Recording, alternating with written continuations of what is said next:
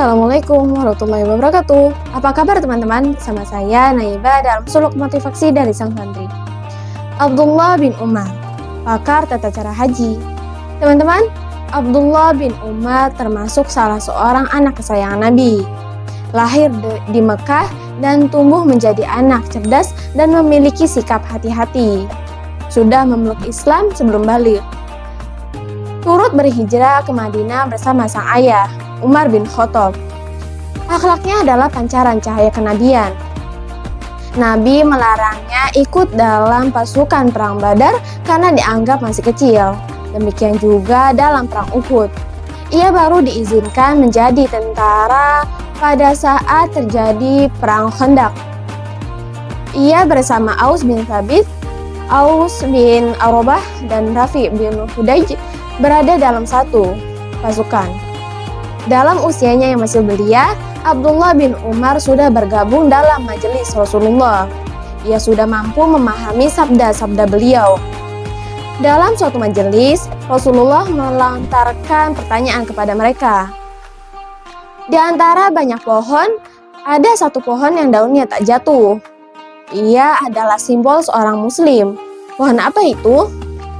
Semua orang yang hadir di situ berpikir, satu sama lain saling bertanya.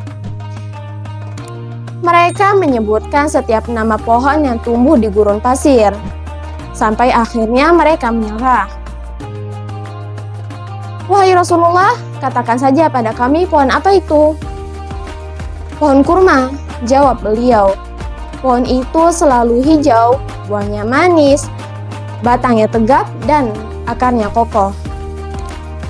Sebetulnya dalam hati Abdullah bin Umar ingin menjawab seperti itu, tetapi ia ragu.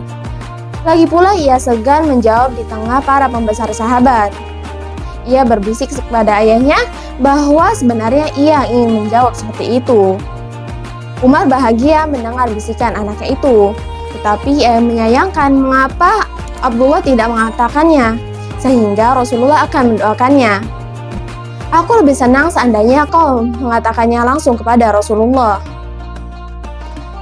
Nabi tahu jika Ibnu Umar berbakat menjadi ulama. Beliau membanggakannya. Dialah putra Umar bin Khattab, salah seorang sahabat dan menteri beliau. Dan dia juga saudara Hafsah, salah satu istri beliau. Nabi mengarahkan perkembangan Ibnu Umar secara khusus. Beliau berbicara kepadanya sebagaimana beliau berbicara kepada orang dewasa dalam hal-hal yang dapat membawa kebaikan bagi dirinya maupun bagi umat. Ibnu Umar mengatakan, Rasulullah memegang pundakku sambil sedikit menggerak-gerakannya, seolah meminta agar aku memperhatikan.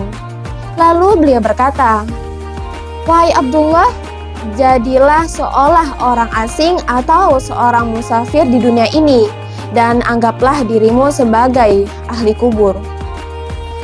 Abdullah ingat betul pesan Nabi itu, menyampaikannya kepada orang lain dan mengamalkannya. Meski sebenarnya ia masih di bawah umur. Nabi memberi kesaksian kesolehan Abdullah bin Umar setelah ia sedikit lebih besar.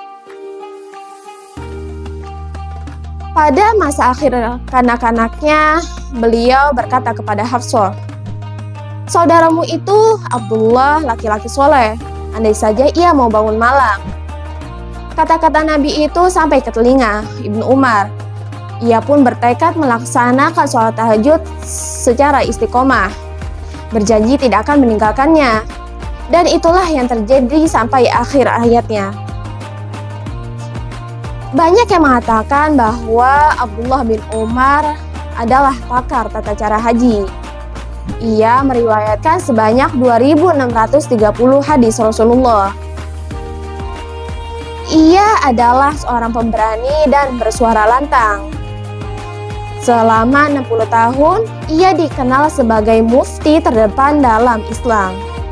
Bahkan sejak ia masih kecil. Abdullah bin Umar hidup sampai pada masa yang tak ada duanya. Ia meninggal di Mekah dan menjadi sahabat terakhir yang meninggal di sana.